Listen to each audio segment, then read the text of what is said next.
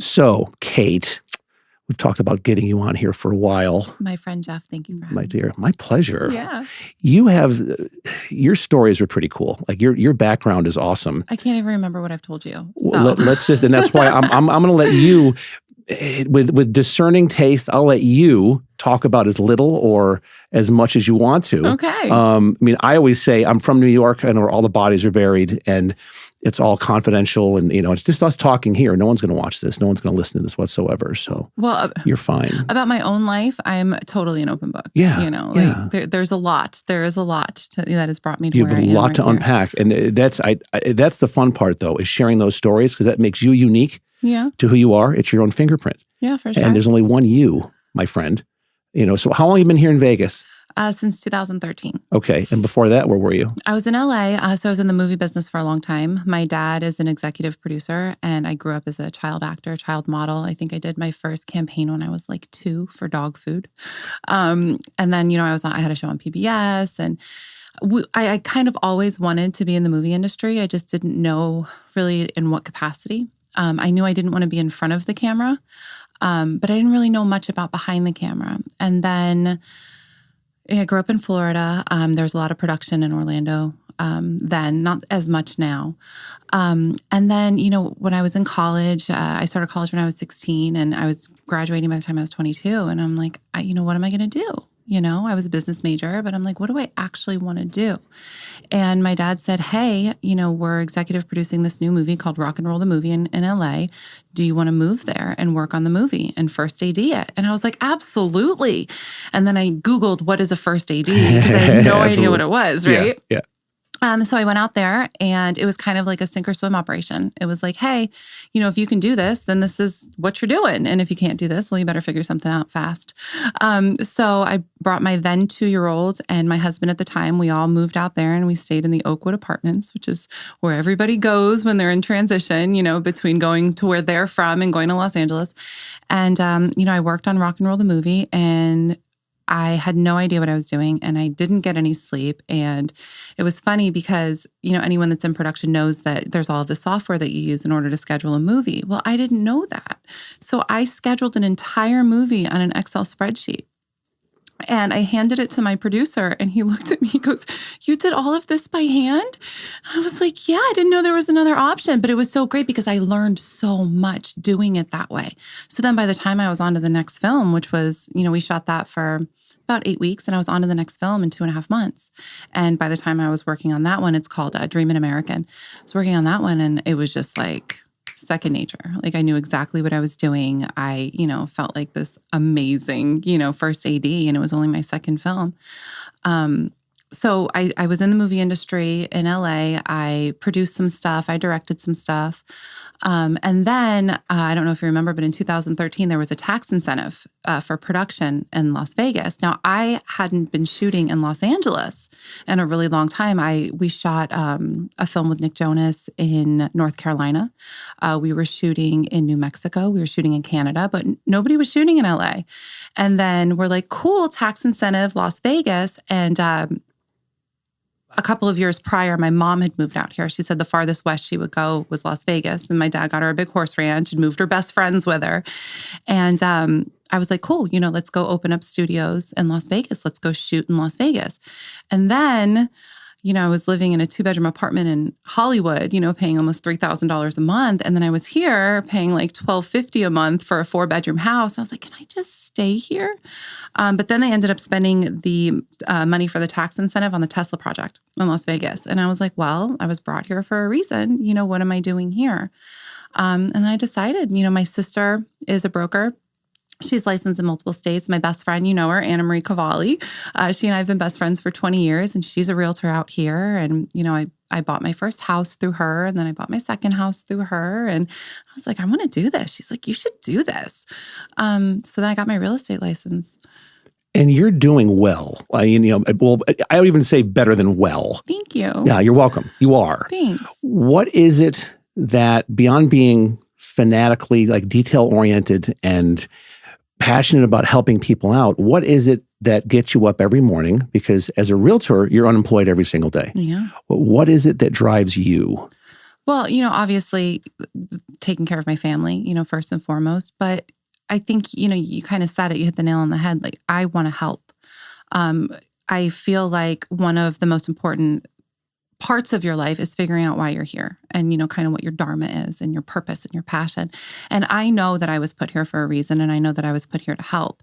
And when it becomes less about the paycheck and more about the service, I meet families and it's about that first-time home buyer, like moving into their home and getting, qualified to buy a home. Like, that's what drives me. That's what moves me, and that's what I feel like one of the things that separates me from some other people in the industry is that's why you can get a hold of me 24/7. You can text me in the middle of the night if you have a concern. I won't respond because I'm sleeping, but as soon as I wake up, your concern is just as important to me as it is to you. And we'll get it done. We'll get it figured out, So I really feel like I'm here to help. And in real estate, it's allowing me to do that on a different level, You are helping people with the most stressful, biggest financial decision of their life, to buy or sell a home. Yeah. And you do it with grace and with professionalism in a way that I think people are drawn to you. Thank you. Welcome. It's true. And that's what makes you like one of the best around. Thanks. At what you're doing. Yeah. Well, and I think I just genuinely really care. It shows. Thank you. And that's the part is that if you're driven by money, especially in real estate, you're going to max out. Mm-hmm. And it's at a low number, by the way. But if you are someone that goes off of karma and literally helping people, and it's not about the commission, it's just about helping people along this path that is stressful. And you do it. It's a transactional business that you treat that's not transactional. Right. You can't treat it that way, even though it is. And I want them to know that I'm here for them. It's not about selling you a house. I'm the one that, I'm crying at closings because I'm just so happy when they're signing, and they become my lifelong friends. There isn't one client that I don't talk to, at least once a month just to check in. It's funny. I have a listing right now, and I just love the homeowner, and I just look for any reason to go over there and just hang out with her, That's the best. Oh, we actually had a showing the other day, and they had us waiting for, an hour or something. He's like, Kate, I'm so sorry. I know you have stuff. I was like, I am so excited to sit here and hang out with my friend. Like, you have no idea. So I think that at least for me, if I were just to be working to work, I know I wouldn't be fulfilled. I know I have goals and I have aspirations. I have things that I will achieve that I hope to achieve. And it's not stuff professionally, there's only 4 women's shelters in Las Vegas, and they're all at capacity. There's an overabundance of infants right now that don't have anyone to foster them. And I feel like that's ultimately my driving purpose, to help as much as I can and be able to get to that place where I am able to open another women's shelter. And I am able to, raise my own humans to be good people in the world and helping. So I really just kind of feel like maybe, I don't know, that's what my driving force is. But you're very good at sharing your life on social media. Yeah. You're very good at it. Thanks. You're welcome. You are. You're a very good storyteller. And I know most people hear that like, no, I'm not, or I could do this better, but you're very good at, you're consistently putting stuff out there, and there's a good balance between work and personal. Well, and if you look at it from, the viewer standpoint, like nobody just wants to see your accomplishments. People want to know that you're a real person. It's very hard to relate to somebody if you think that, all they are is perfect and achieving. And I think I would rather people know who I am, What's your favorite part of celebrating you? Like, what do you like the most in your life? Celebrating me? Mm-hmm. Hold on, elaborate a little bit. I don't want to answer it for you because I know what you're going to say, but it's you know part me that well. Yeah. Part of your life, family. Because a lot of times goals are, I just want to raise good humans. Yeah. I just want my kids to be good. Good people and make the world around them a better place. Yeah. I don't care about how much money they make, as long as they're happy and they're good. And yes, their bills are paid and they're not always on the teat. of mom and dad, but just to go off and do your own thing is, Okay, so it's interesting that you say that, right? Because my oldest is 16 and she is an amazing human, like kind, sweet, patient. I have a 2-year-old and a 3-year-old and they're running up walls. And my daughter has literally never raised her voice, like ever. And I would love to keep her home for the rest of her life. Like I really would. Yeah. And it was interesting because we were in the kitchen the other day.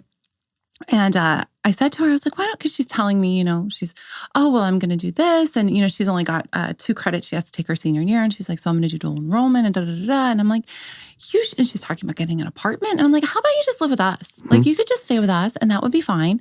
And she's like, absolutely not, right? No. And I was like, well, what are you going to do again? What profession are you seeking? She's like, well, I'm going to be a teacher. And then my husband goes, oh, well, great. Then you'll have to live with us because you'll never make enough money as a teacher to be on your own. I was like, when? That is true because our education system here is challenged, to say the least. Yeah. Las Vegas is not the best in terms of the education system here. Does she want to teach here or does she want to leave? She wants to stay here for now. So I'm trying to kind of think of what bribery I'm going to use to get her to move someplace like a little more wholesome. But I've just been thinking about, because she told me yesterday that if we decide to move like to the Midwest or something, she's not going with us.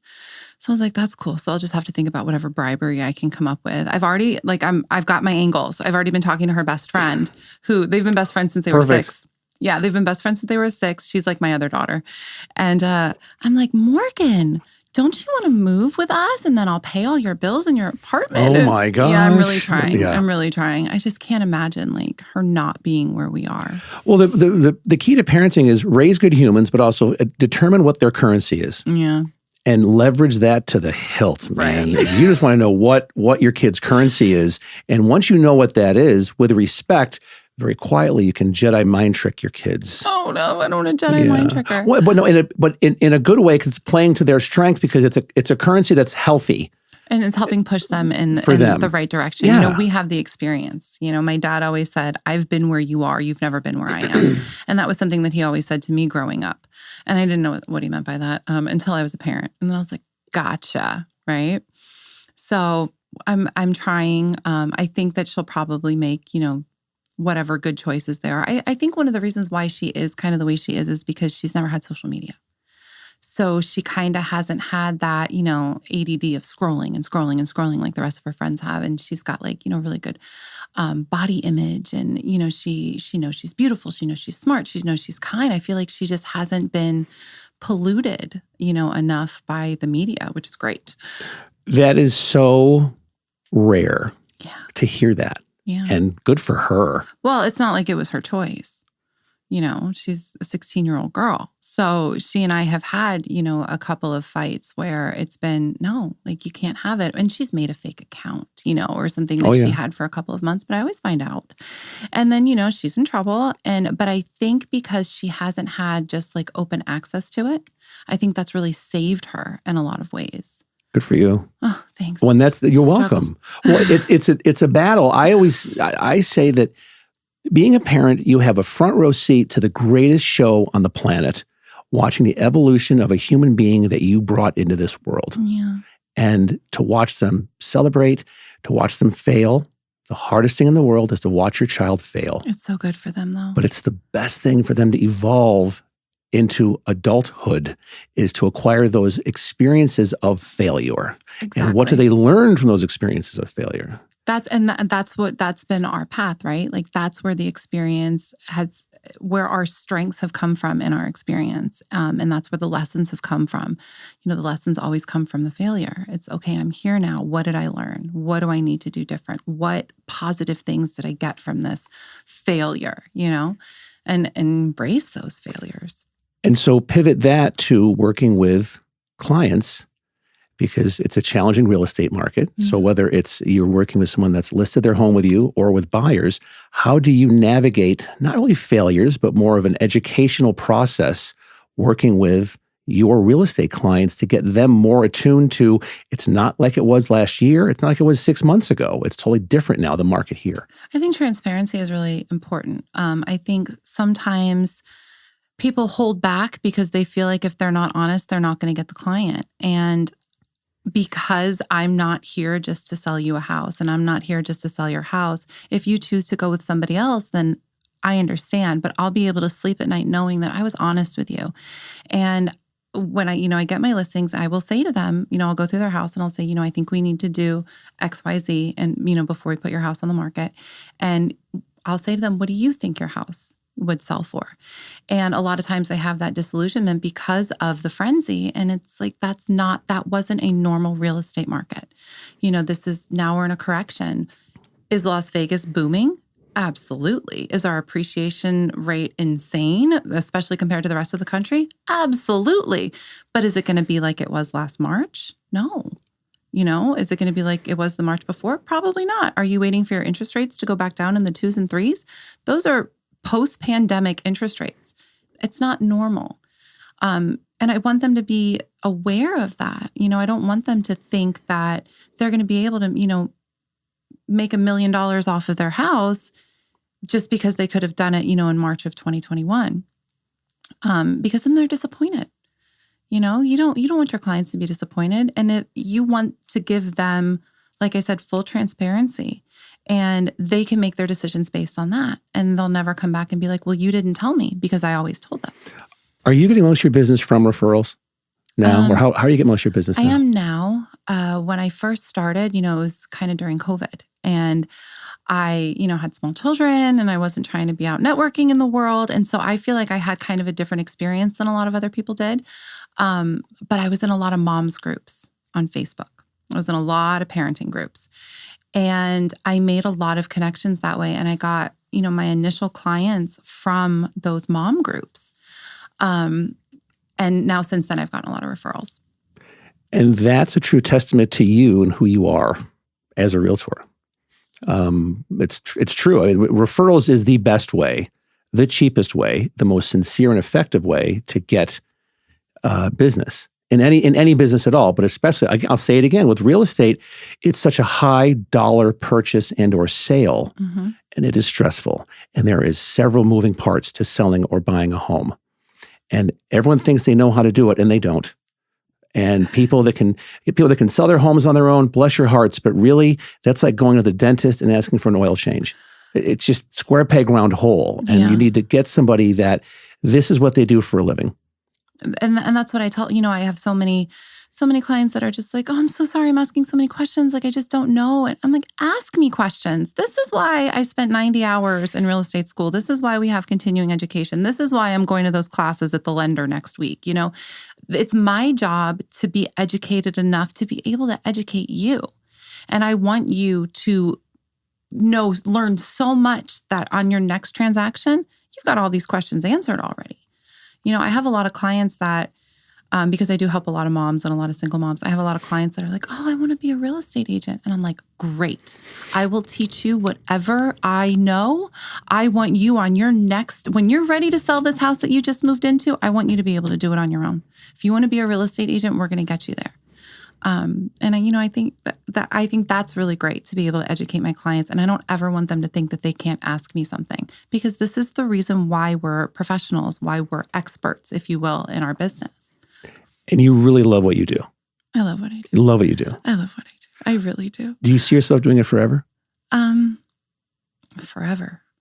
For a long time. Do I think that this is my last career? Yes. Yeah. I won't. I've never enjoyed something as much as I enjoy this. I've always wanted to help, but it's not the same. Making movies, it's not service. It's creating. It's beautiful. It's fun. It's like summer camp every film you're on. But this is really where I feel like my soul's being fed as far as professionally. Everybody has a different situation.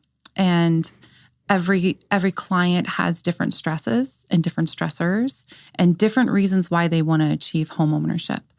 And some of the clients that I've had that they're trying to get a home because they need more space for their kids. Or they're trying to get a home because they've always been turned down. They've never owned a piece of real estate in their lives. And I'm like, well, we're going to get you qualified. We're going to get you approved. And if you've been turned down before, and even if my lender, can't work things out, I'm going to be here with you and we're going to get you to that point. I think one of the kind of the gateway to being able to have generational wealth and being able to have, financial freedom is owning your first piece of land, your first home. Like that is the first step. And when I bought my first house, I had no idea what I was doing. I couldn't even tell you what my interest rate was the first time I bought a house. I didn't know what questions to ask. And I will make sure that any client that has ever closed with me knows all of those questions, knows the answer to all of those questions. What is, and you've done a bunch of deals, but a success story that you are just so proud of? I try so hard not to divulge information about my clients. So let me see how I can do it. I have a now very good friend who I feel like she and I talk every day. She had custody of 3 of her children and was trying to get custody of the other 2 and was in a rental, and they didn't have enough space. And she knew that that was going to be one of the stipulations of getting custody of her older 2 children. And I can't even tell you the things that I did in order for us to be able to get her home. And she has her home. And she's got a beautiful 6-bedroom home. And she got the max, allotted percentage back from the sellers. And we made it work. And she did not have to spend all of the money in her savings account. And they are set up now. And she will have custody of those 2 older children. And she and her husband are just, thanking God and thanking the universe. And just, they feel so blessed. And that's when I was talking about where I definitely cried a few weeks ago when we closed. And my lender's there and he's looking at me and I'm just like, I know, but I'm just so happy for that. Like, you don't even understand. Well, you can't put... It's hard to describe feelings like that. Yeah. Acts of service is probably one of your love languages. Yeah. And so for you, that nourishes your soul. For me, honestly, and I don't know if it's because I'm a woman, but it's all of them. I'll take them all. Buy me stuff. Tell me I'm pretty. Do things for me. I'll take them all. Give me all the love. I feel like I'm just a very loving person and I love receiving love. And whatever that looks like for somebody else, it's almost like I can identify it, whereas some people don't, if it's not their love language, they don't understand someone's trying to show them love. For me, I'm just like, any little bit, you have no idea how appreciative I am of that. When did you get so in tune with who you are as a person? Because it usually takes time. I was fortunate enough to meet a biogenealogist named Frank Buffa in 2011. And he has this process that's called the method. And you can look him up online. I think it's Frank Buffa, BUFFA.com. And through his journey, he changes lives and changes lives. He's married to the RN of the show Intervention, and her family owns a rehab in California. And he's one of the therapists at this rehab, but his method is so different, in the way that he deals with addiction and trauma and all of these things. And when I met him, he introduced me to kind of, the theory that everything, who we are is because of what we're exposed to as far as our programming is.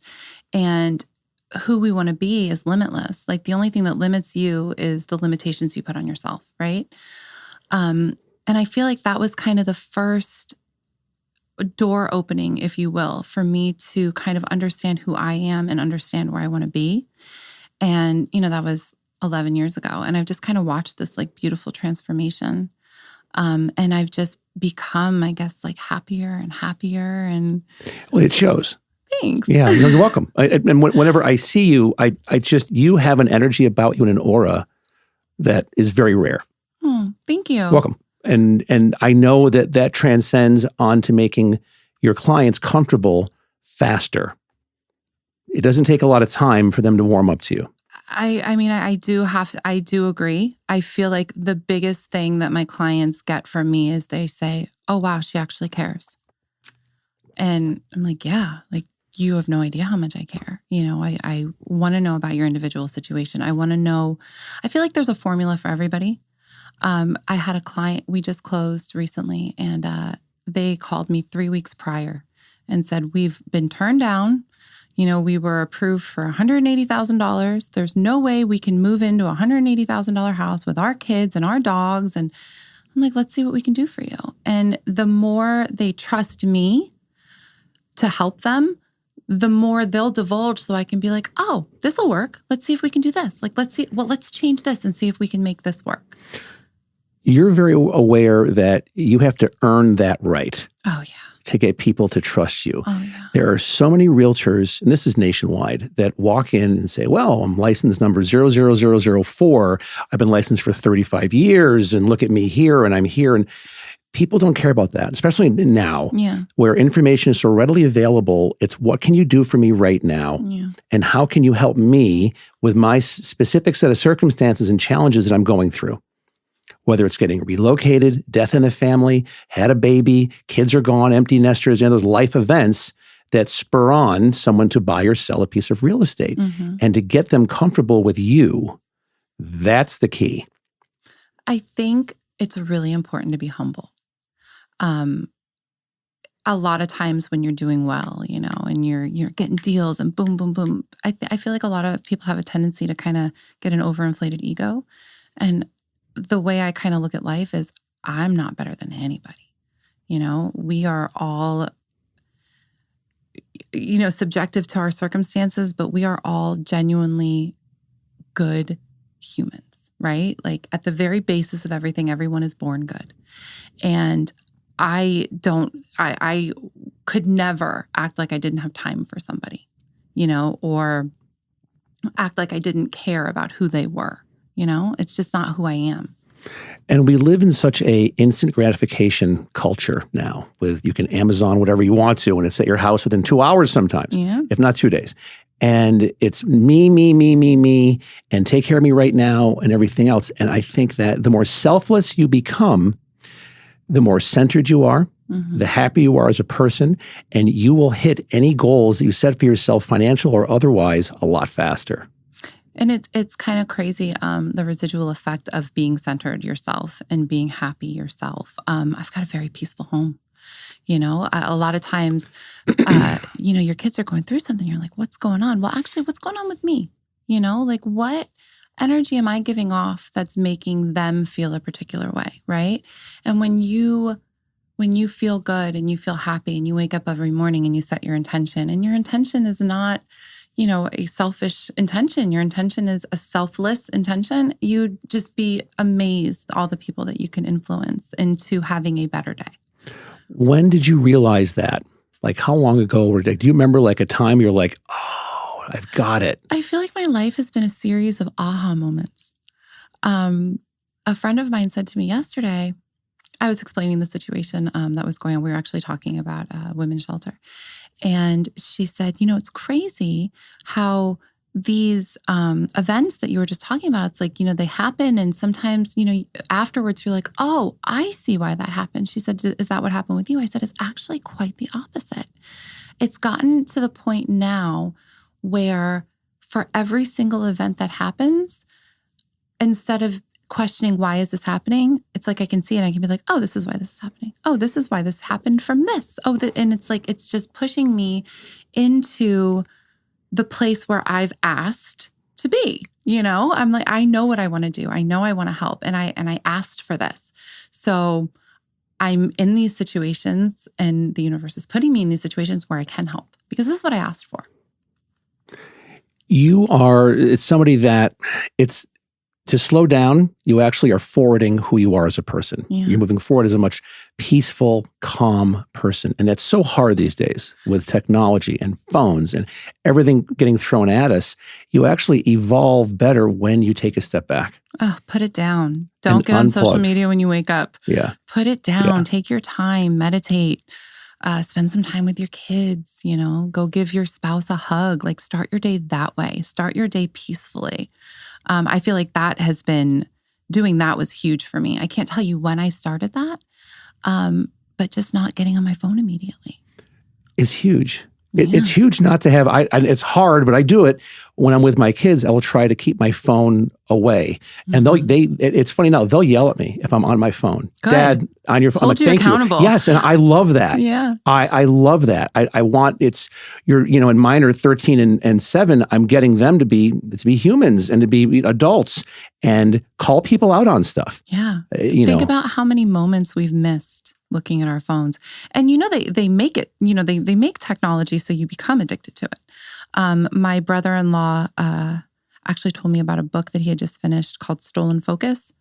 And it's all kind of about the impact that social media has on us and the way that it's designed to just kind of like feed our, like, as the monks call it, your monkey brain. Yeah, dopamine. Yeah. And make us just basically consumers. They're just consuming and consuming.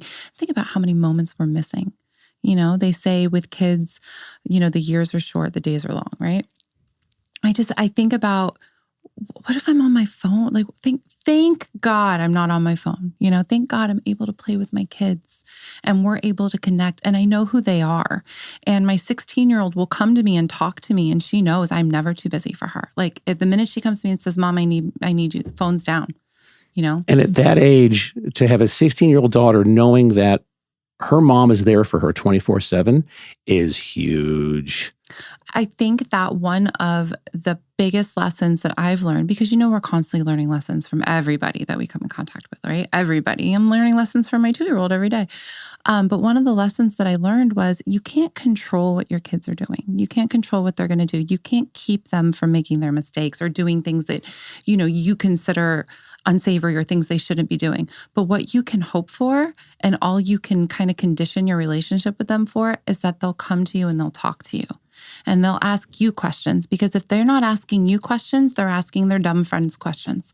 And you definitely rather have the influence over them, so that they can make good, educated choices.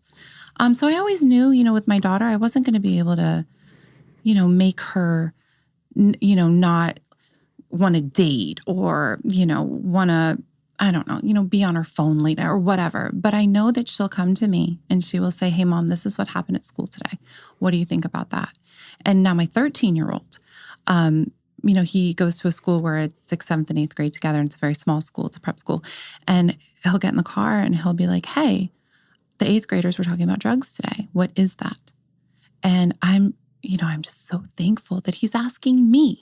They all know that they can come to me. And I feel like if you can do that, you succeeded. The number one win you can have as a parent is when your kids are transparent with you. Mm-hmm. You've won. Oh yeah. That is the brass ring, the mega million lottery ticket is when your kids, regardless of age, have an open line of communication with you and or your spouse. They trust you. Oh. That's huge. Man, I didn't trust my parents. Big one. I didn't trust to ask them anything. I didn't trust what their reaction was going to be. And I didn't want that for my kids. But if they will come to you and they trust you enough to be objective, not react emotionally, and be able to help them navigate through this world, it's a hard, tough world. And getting worse. And getting more challenging with things going on. And it's easy to blame other people or let other people have an influence. And people say, well, the government's going to raise my kids, or, well, then no, it's not the government's job. In school, yes, school teachers are underpaid, overworked. Oh my gosh. When we first moved here, when I was married, to see teachers putting out an Amazon list of stuff they needed. School supplies. And I'm like, are you kidding me? I know. I was floored by that. Yeah. And I move heaven and earth whenever one of my kids' teachers puts something out. I try to get as much as I can to that teacher to say, hey, just send it to me next time. Right. I'm lucky enough that I'm financially do okay. I've said this before, I would rather go with less of something and my kids to have more. Yeah.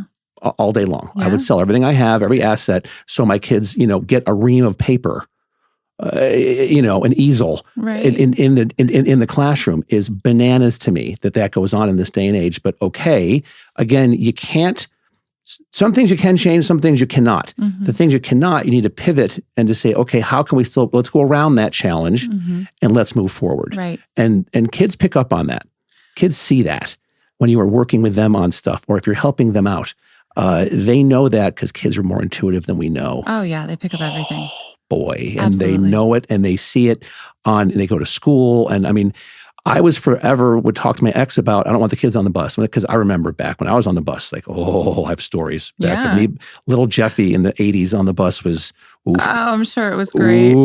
I got in trouble one time for I spit on Linda Lohman, and she had it coming, I swear to God. Do you hear this, Linda? Jeff's about to apologize. Linda, and the funny part is that Linda and I think we're friends on Facebook, but I spit on her. I was in 7th grade, Canandaigua Junior Academy, Canandaigua, New York, and I got paddled. Oof. Mr. Carlson was the principal, and he brought me in, and I was paddled. Yeah. And my fanny was, and I remember going home that night, and my parents were split up, so I went home, and only child, single mom who worked. How was your day? Good, I got paddled. What? How old were you? Probably 12 or 13. That did not fly in Florida. And, well, it didn't fly with my mother, who ended up calling my grandfather, who was one of the pillars of the community. Like, we owned an amusement park. We had a ton of stuff. Yeah. And so my grandfather called the superintendent of schools, who was like one of his best friends. Yeah. And next thing you know, the next day, I get called into Mr. Carlson's office, and he apologized to me for paddling me. Good. He did not apologize for my act of spitting on Linda, which was wrong. Right. However, he did apologize for, and he had like this fraternity paddle that he just, I'll never forget that for the rest of my life, man. And I'm 53 years old now, and that happened like 40 years ago. Do you forgive him? I do. Good. I do. Yeah. I'm, and that's a great question, because I don't hate anyone. I just don't. To have that's so toxic to your body. Oh, yeah. To do that. And what we do in real estate, you have to compartmentalize. And some people are waging a war or a battle that we will thankfully have never fight and never be in that spot. But my heart goes out to those people that do that. And even people that speak poorly about me or one of my friends, I know that they're coming from a position right now that they're hurting. Hurt people. Yeah. And that's something I'm very empathetic to. I used to be all full of bravado and be like, what are you talking about? And yell and scream. But now I'm just like, I'm so sorry you feel that way. And I'm so sorry that I've made you feel that way about me. I feel like when you kind of evolve who you are to get to a place where you don't act out of hurt and you don't act out of fear, when you get to that place, I feel like that comes with a certain responsibility of being more understanding and accepting of when other people do it. And not taking it personally, but not feeling negatively about them.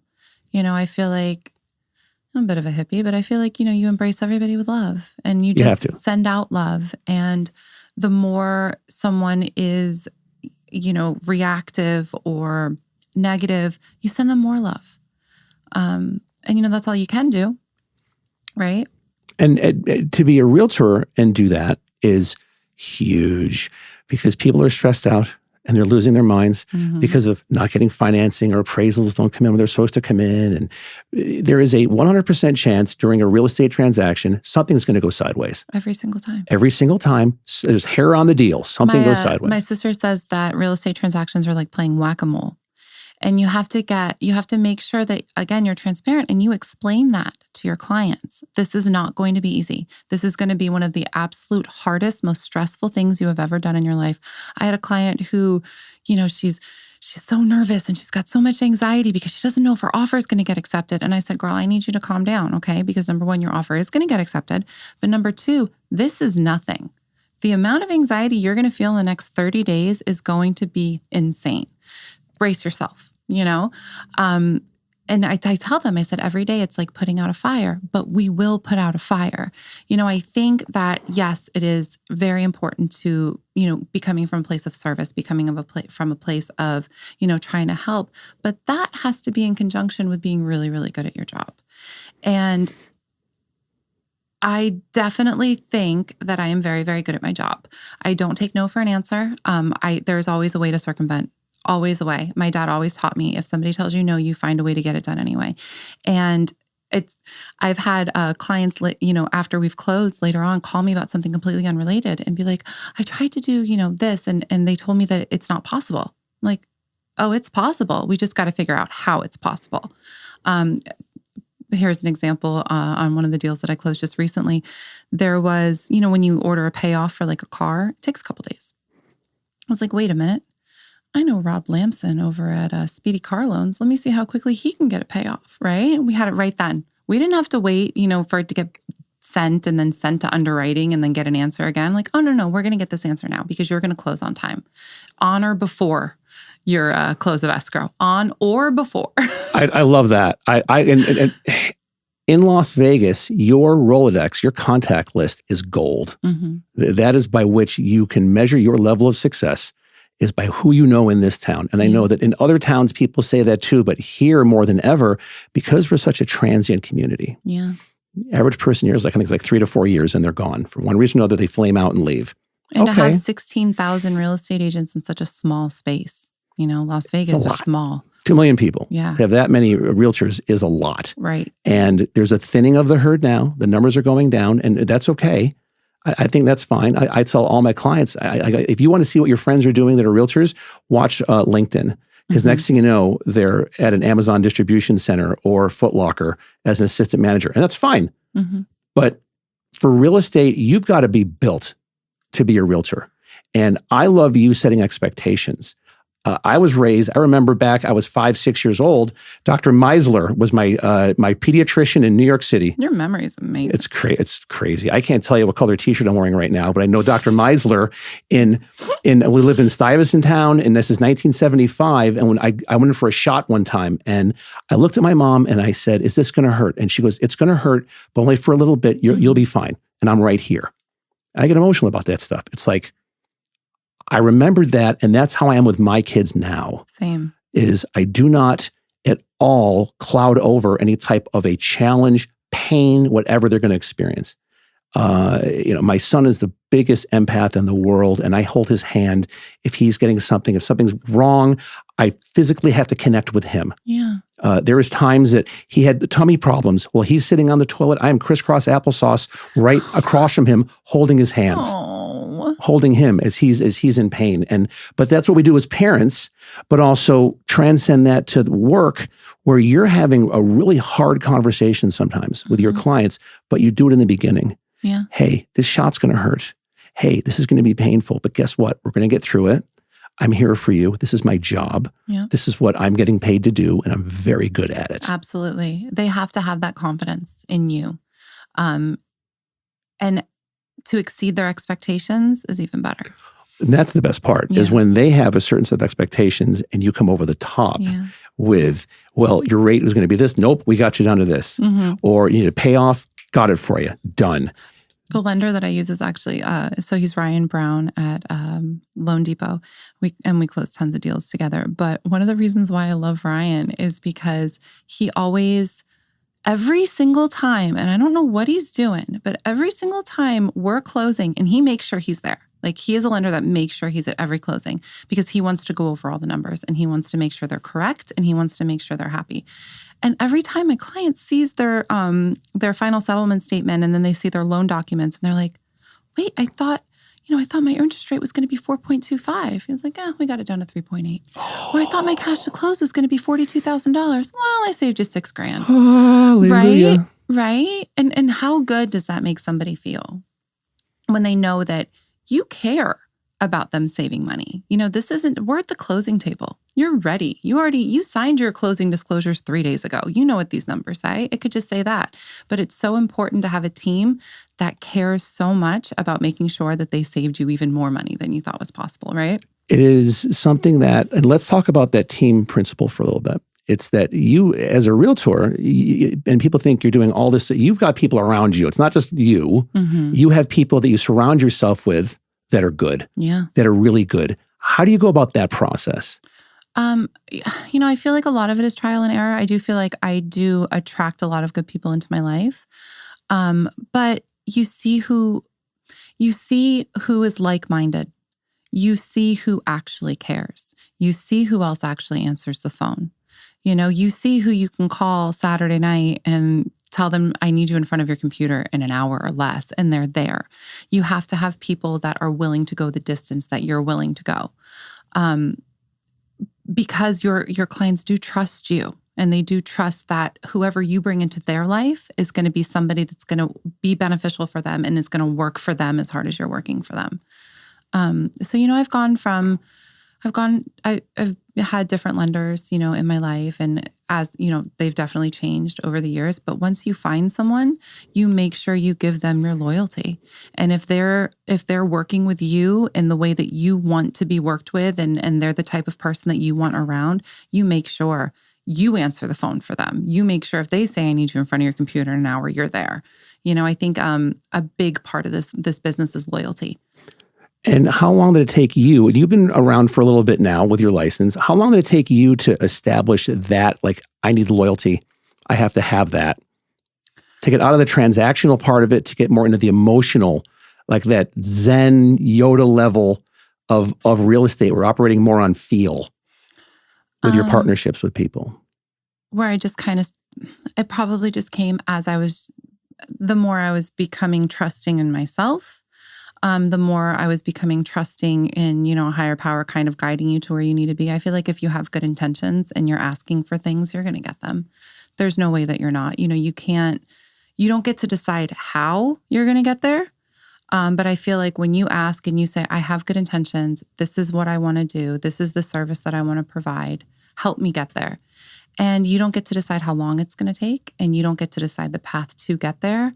You just embrace it as you go. You got your eyes open and you say, okay, this I could have seen as negative before, but that's not how I look at it now.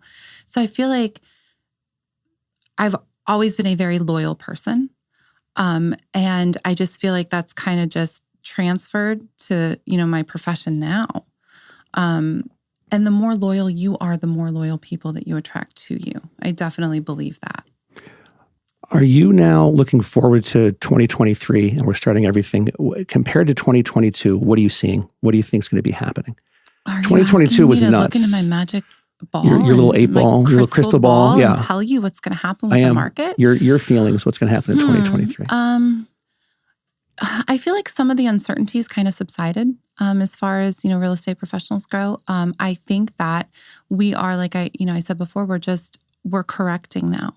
We're going back to a normal market. And in Las Vegas, that normal market is amazing. I think, my first house I bought in November 2017 for $396,000. And then I sold it in November 2019 for $485,000. And that's the normal market. So, what's that, like 18% or something? Our appreciation value is insane in Las Vegas, and I think it's going to continue to be. I'm glad the frenzy is subsiding because there were kind of some unsavory things going on. The hedge funds were coming in and they were buying up all the properties, and then they were turning them around and taking advantage of people and renting them out for astronomical prices that people can't afford.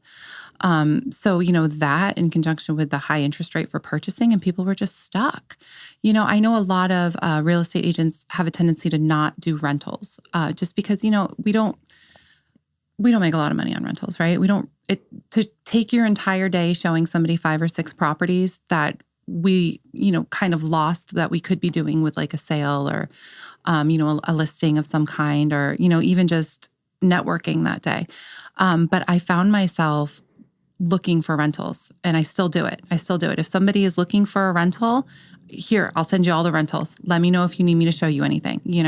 I will constantly help people with rentals.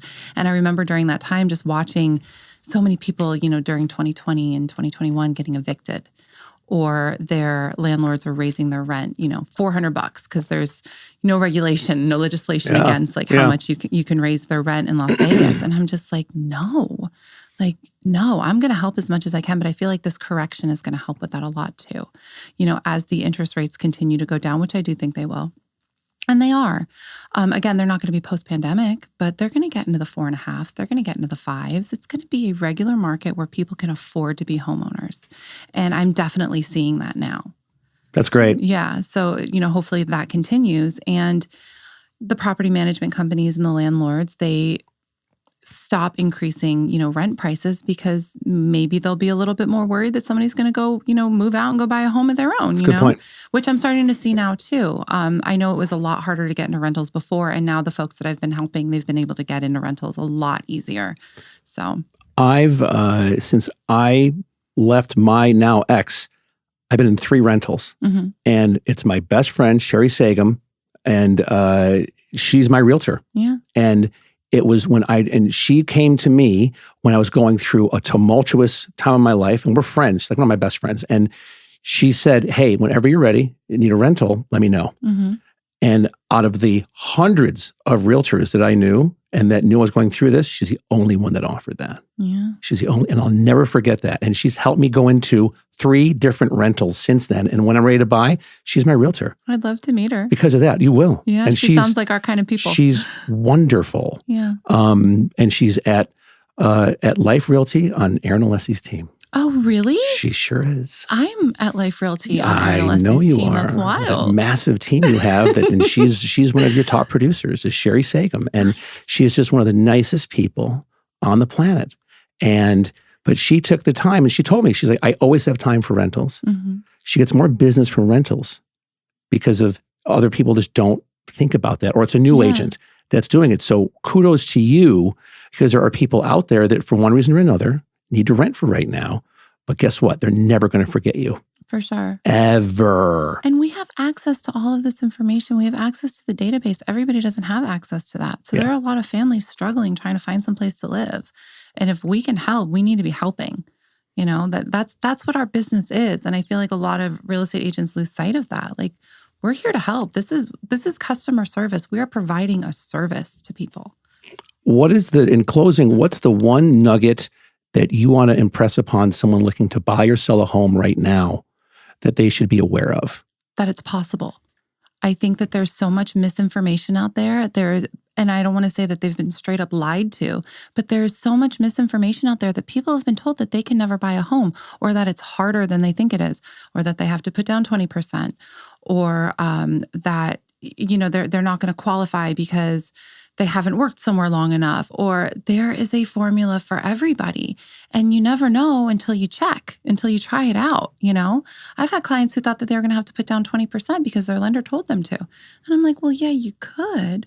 Or we could do this instead. We can get this contribution. We can have your rate bought down, and then you can sell this house in 3 years and pocket $100,000. And I think that's another thing too, is that when people are looking for their first home, they shouldn't ever be looking for their forever home in their first home. Your first home is a stepping stone. Your first home, you're not gonna qualify for as much on your first home as you're going to on your second home. Your bank account isn't gonna be as big on your first purchase as it is on your second purchase after you sell your first purchase. So look at it from a point of, I wanna be a homeowner.